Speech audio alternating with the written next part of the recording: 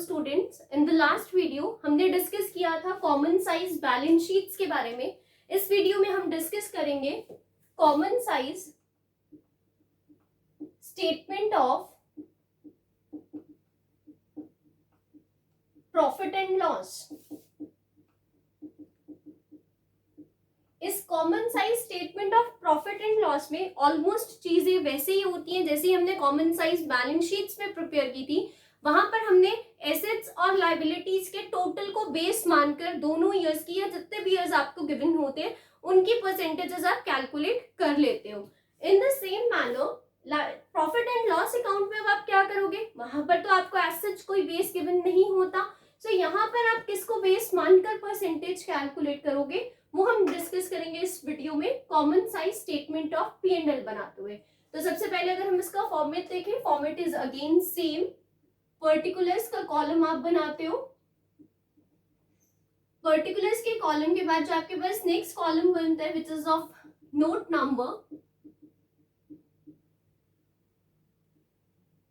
उसके बाद इसमें जो भी आपको ईयर्स गिवन है, हमेशा एक बात याद रखना एब्सोल्यूट अमाउंट्स में कि जो भी आपको पेपर में मान लो कई बार आगे पीछे दिया होता है, बहुत बार ऐसे होता है कि आपको करंट ईयर पहले दे दिया, प्रीवियस ईयर बाद में दे दिया एब्सोल्यूट अमाउंट्स का। बट जब आप सॉल्यूशन अपना प्रिपेयर कर रहे हो तो आपको पहले प्रीवियस ईयर लेना है, बाद में करंट ईयर देना है। वो आपको कंफ्यूज करने के लिए यही चीज उल्टा देंगे और बच्चे वही नोट कर लेते हैं और फिर आगे जाके उनका क्वेश्चन गलत हो जाता है। तो आपको मेक श्योर कि आपको पहले प्रीवियस ईयर लेना है, एब्सोल्यूट अमाउंट्स में प्रीवियस ईयर लेना है। जैसे मान लो 2018 और 2019 का बना रहे हैं तो आप पहले 2018 लोगे, देन आप एब्सोल्यूट अमाउंट्स लिखोगे यहाँ पर 2019 के।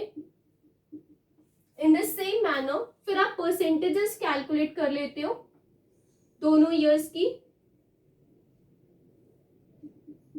Percentage amounts of 2018 and percentages of 2019।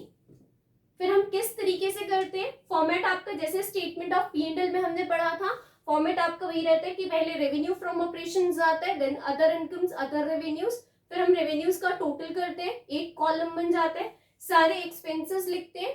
ये फॉर्मेट भी आपको फर्स्ट वीडियो में मेरी मिल जाएगा, वहां से आप देख लेना। फिर आप एक्सपेंसेस का टोटल करते हो, एक्सपेंसेस के टोटल में से हम रेवेन्यूज का टोटल माइनस करते हैं तो हमारे पास प्रॉफिट बिफोर टैक्स आ जाता है। फिर हम उसमें से टैक्स डिडक्ट कर देते हैं तो हमारे पास प्रॉफिट आफ्टर टैक्स आ जाता है।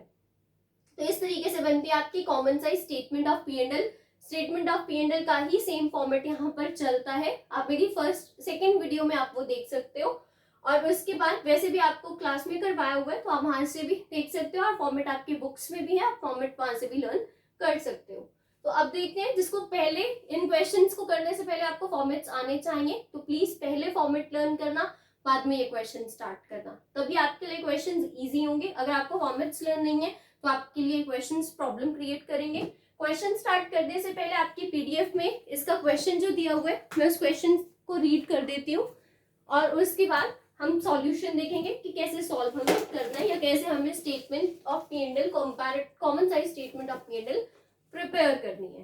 तो देखिए क्वेश्चन जो आपके पीडीएफ में भेजा हुआ है मैंने, that is following information is derived from the books of Vasundhara limited, जिसमें आपको 2019, अगेन देखो क्वेश्चन में कंफ्यूज करने के लिए आपको 2019 का पहले दिया हुआ है अमाउंट, फिर आपको 2018 का दिया हुआ है जिसमें आपको सबसे पहले रेवेन्यू फ्रॉम ऑपरेशंस दिए हुए हैं 12 lakh, 10 lakh, cost of material consumed आपको दिया हुआ है 6,60,000 and 6 lakh, employee benefit expenses दिए हुए हैं 1,20,000 बोथ, अदर एक्सपेंसेस में 96,000 एंड 50,000।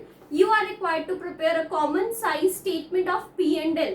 तो अब आपको common size statement of P and L prepare करना है। सबसे पहले आप क्या करोगे, फॉर्मेट इसी तरीके से आपका बनेगा, बस ऊपर आपका आ जाएगा वसुंधरा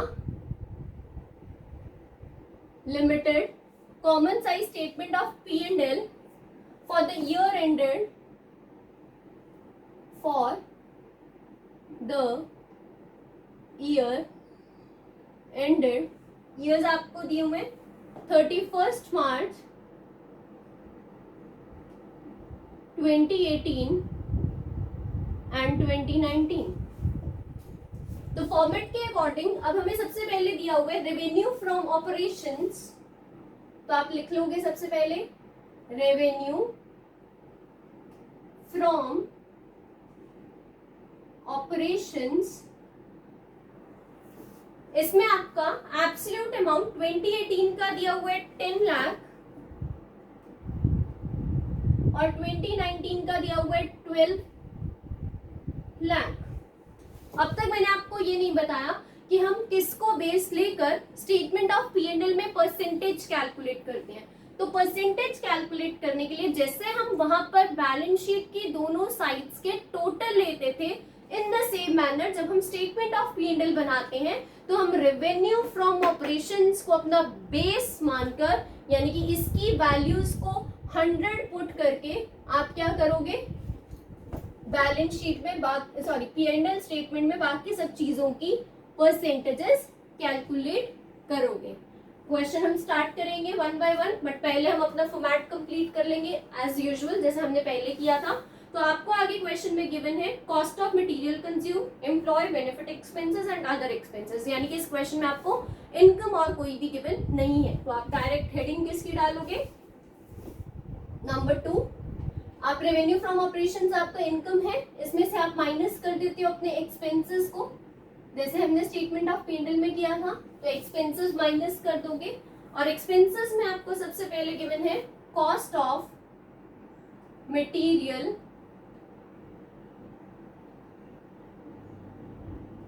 कंज्यूम। इसकी value cost of material consume की 2018 की वैल्यू आपको गिवन है 6 लाख और नेक्स्ट आपको 2019 में गिवन है 6,60,000। 60,000 का कॉस्ट जो है मटेरियल्स का वो इंक्रीज हुआ है। उसके बाद एम्प्लॉय बेनिफिट एक्सपेंसेस, जो एम्प्लॉइज को उनके बेनिफिट्स के लिए दिए जाते हैं, salary, wages, bonuses, house rent allowance, leave, travel concession, provident fund, pension fund, ये सब चीजें, ग्रेट्युटी, ये सब चीजें एम्प्लॉइज को बेनिफिट के लिए दी जाती है। तो ये कंपनी के लिए एक्सपेंसेस होते हैं, इसलिए हमें यहाँ एक्सपेंसेस में लिख रहे हैं, और एम्प्लॉइज के लिए यही चीजें इनकम होती हैं।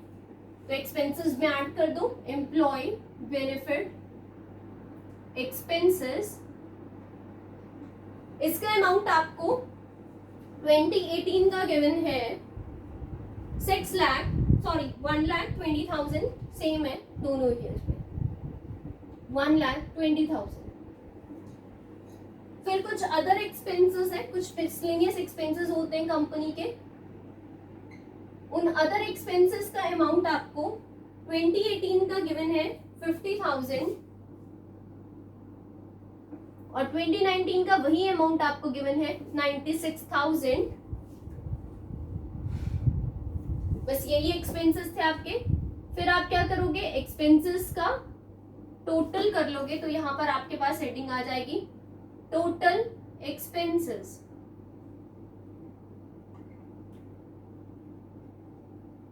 टोटल एक्सपेंसेस, टोटल एक्सपेंसेस आपके पास आ जाते हैं 7,70,000 2018 के, और 2019 के आएंगे आपके पास 8,76,000।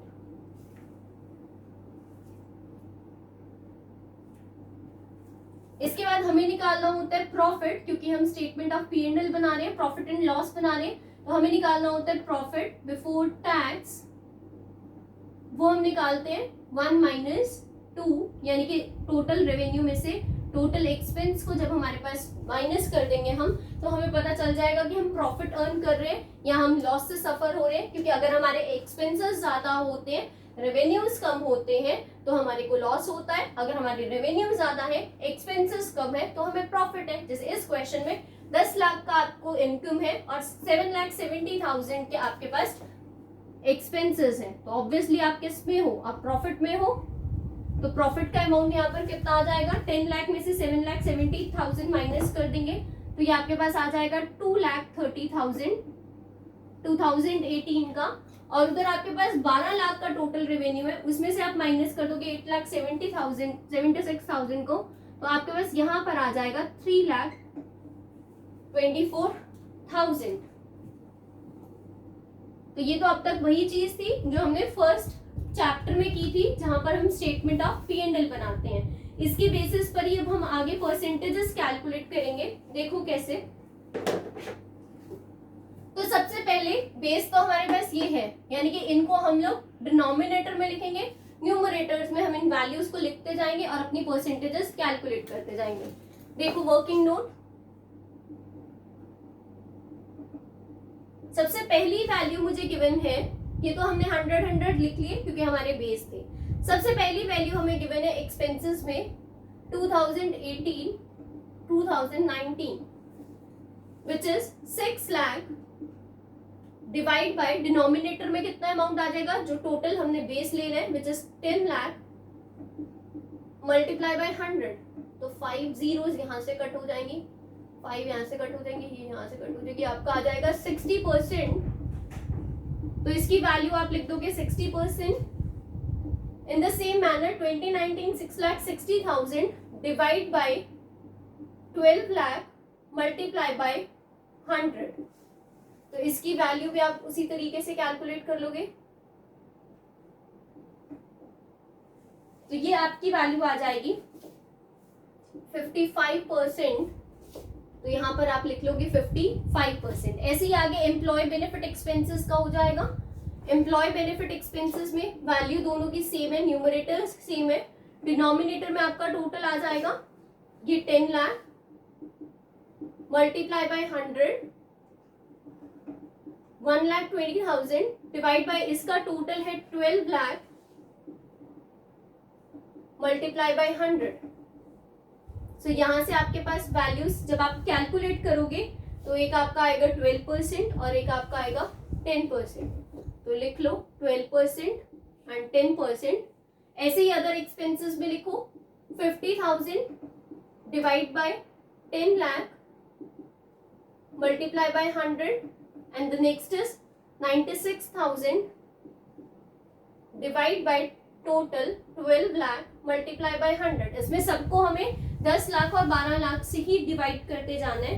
तो यहाँ पर आपकी वैल्यू आ जाएगी 5% एंड दिस इज 8%। सो ये वैल्यूज आप यहाँ लिख लो 5% एंड 8%। उसके बाद ऐसा नहीं करना कि एक्सपेंसेस का टोटल है तो यहाँ पर आप इनका टोटल करो, आपकी इनकी वैल्यूज आपको सेपरेटली कैलकुलेट करनी है। यहाँ पर वैल्यू है आपके पास 7,70,000 total expenses divide by total 10 lakh which is the base multiply by 100, 8,70,000 8,76,000 divide by जो आपने बेस लिया है कॉमन 12 लाख मल्टीप्लाई बाय 100। तो जब इसकी परसेंटेज आप कैलकुलेट करोगे तो ये आपके पास आ जाएगा 77% एंड 73%।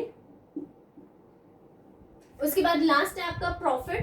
प्रॉफिट का आपका अमाउंट आया एक का 2,30,000 divide by 10 lakh multiply by 100। दूसरा आपका लिंक प्रॉफिट आया है 3,24,000 divide by total which is 12 lakh multiply by 100। तो परसेंटेजेस के आपके अमाउंट्स आ जाएंगे 23% एंड दिस इज 27%। तो यहाँ पर आप लिख दोगे 23% एंड दिस इज 27%। तो इस तरीके से हम बनाते हैं common size statements of P&L and balance sheet, जहां पर हमें कुछ कंपैरिजन ऐसे नहीं करना, जहां पर हमें सिर्फ परसेंटेज वैल्यूज निकालनी है, एब्सोल्यूट अमाउंट्स की फिगर से निकालते हैं, बस कॉमन बेस लेते हैं। बैलेंस शीट में आप यही कॉमन बेस लायबिलिटीज और एसेट्स के टोटल को लेते हो, P&L में आप यही कॉमन बेस अपने revenue from operations which is your sales उसको लेते हो और उसके बेसिस पर सारी परसेंटेजेस कैलकुलेट करते हो। So this is all about this chapter, common size statements, tools of financial analysis. Thank you.